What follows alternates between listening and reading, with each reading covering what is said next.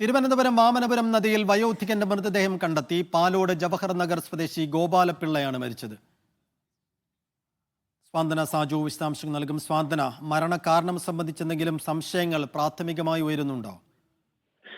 സൈഫുദ്ദീൻ, ഇന്ന് രാവിലെ 11 മണിയോടെയാണ് ഇത്തരം വാമനപുരം നദിയിൽ ഒരു പുരുഷന്റെ മൃതദേഹം കണ്ടെത്തിയിരിക്കുന്നത്. പാലോട് ജവഹർ കോളനിയിലുള്ള ഗോപാലപിള്ള, 85 വയസ്സുകാരനായ ഗോപാലപിള്ളയുടേതാണ് ഈ മൃതദേഹം എന്നിപ്പോൾ പോലീസ് കണ്ടെത്തിയിട്ടുണ്ട്. കാരണം ഇദ്ദേഹം കിടന്ന അദ്ദേഹത്തിന്റെ ഈ ബോഡി കിട്ടിയതിന് തൊട്ടടുത്തായി തന്നെ ഇദ്ദേഹത്തിന്റെ വസ്ത്രങ്ങളും മറ്റും കണ്ടെത്തിയിരുന്നു. അങ്ങനെയാണ് ഈ ആളെ തിരിച്ചറിയാനായത്. ഇത് രാവിലെ 11 മണിക്കാണ് പാലോട് പെരിങ്ങമല റോഡിലുള്ള ആര്യ ആശുപത്രിക്ക് സമീപത്ത് നിന്ന് ഇദ്ദേഹത്തിന്റെ മൃതദേഹം കണ്ടെത്തിയത്.